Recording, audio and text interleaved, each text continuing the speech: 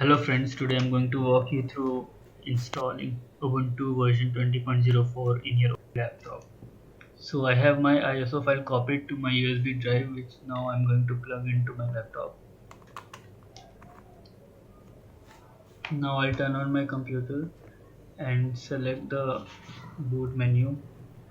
For me it's F9 on the HP laptop, and then I'll select the pen drive, that is SanDisk. Now Windows is booted up and I'm going to select Ubuntu 20.04 live server to start up the boot process. One pro tip here: connect your laptop with the Ethernet cable so that you will be installing the Ubuntu server with latest security updates, and during the installation process you will also get to know your IP address. So while this is loading, please consider subscribing to my channel.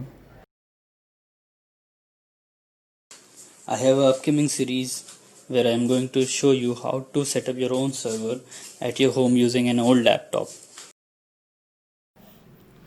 This server installation does not have any UI. We'll be interacting it completely based on keyboard and only keyboard. Yeah. In the upcoming videos, I'll be showing you how to set up a VNC, virtual network computing server. The VNC will enable us to use a graphical interface on this server whenever we want, so we'll not be limited to the command line. So here I'll select the language as English. Yeah, confirming the language. Okay, done. The installer will assign an IP address to the system if you have connected to the Ethernet. So please note this IP address down, and it will be very useful in the future in this video. We don't use any proxy, so done here. Mirror address default Ubuntu server, done. So here we come to the storage assignment setup. This is a very important step. By default it is set up to something, and if you click done, then you'll see that your root drive is been assigned to 200 GB, but here I have a 1 TB hard drive, so we'll need to remove this root drive and create a new drive which will utilize all the space that is available to us. I'm going to unmount it here and go to the device below. In the available device section, you'll see 200 gigs is assigned to one drive. I'm going to first delete this one. It will delete it, then we'll have that space spare. So now we have unused as 998 GB. So instead of 200 GB, we'll create a new drive, create logical volume. We'll give it a name which Ubuntu was giving it by default, Ubuntu LV. Then I'll select the size, the maximum size that is available right now, that is 998.996 gigs. Yeah, this is a very important step. Yeah, and you can see under the mount option you can assign various other folders, directories for this, but I'm going to assign the root one, and the format for default Ubuntu is ext4, so it will be staying the same. And then I'll click create. So now I have assigned the complete drive to my root drive. So yeah, we'll give it to Ubuntu, and the system will assign all the lower level directories under the root by itself. And now we're not going to touch anything else. Just click on done. It will give you a warning about losing the data before formatting. I don't have anything, so continue. And the next step is, now you have to set up your account. So you'll write your name. It can be anything, that does not really matter. You write the server name, that does matter, so you will need to remember this. Pick up a username, that is the most important thing, and the password. So make sure your passwords do match. You have a strong password setup. Here I messed up the password, so I'm putting new password. Now I'll click done. Select the option to install OpenSSH server, and we don't need to import any keys. Next, done. So here is a list of predefined packages that you can install with this Ubuntu server. So if you use any of them, you can select. I'm not using, so I'm going to go to the next screen. So the installation process has started for us, installing kernel. So depending upon your system, your processor, RAM, etc., this step might take a while.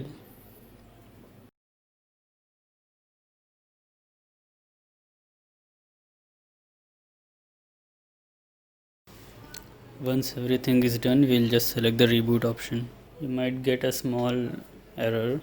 Failed to unmount CD-ROM, just press enter.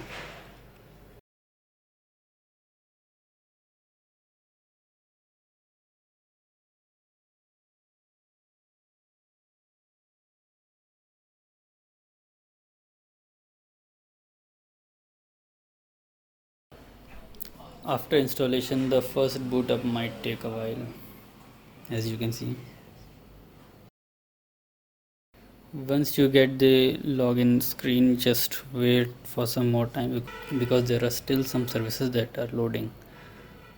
So even if you get the login, just wait.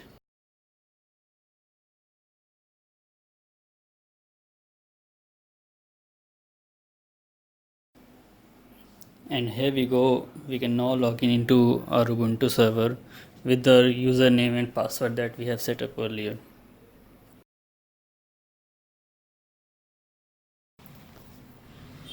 After the successful login attempt, we'll see the IP address, system usage, processes, memory usage, etc. I'm just doing a sudo echo to verify that I have the root access. So I have it now. And the first thing we'll need to do is to do sudo apt update to select the updates for all the packages that we have. And now I'll do the sudo apt upgrade to upgrade all the packages from the update list. Select yes, and this will upgrade all the packages that were installed. This will take some more time, but this is a very essential part of the installation process.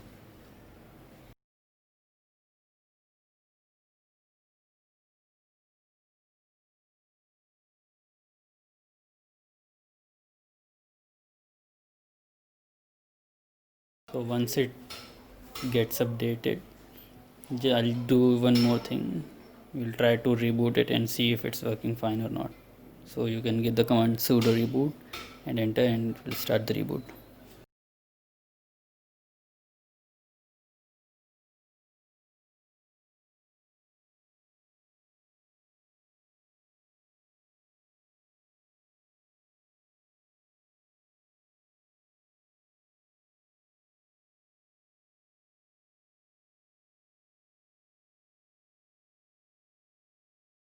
Now when it's completely booted up, we can log in into the system normally and we can see all the stats in the welcome message.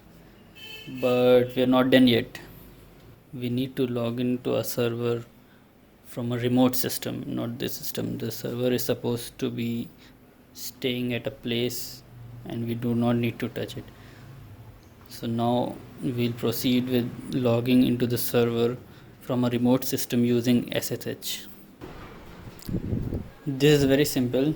Just open a terminal on your Windows, Mac or Linux and give the command SSH space your username that you gave at the IP address that we noted earlier.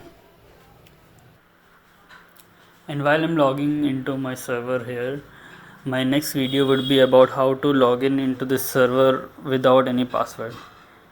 And I do not mean it would be unsecure, it will be highly secure. I mean, it will be more secure than the password version.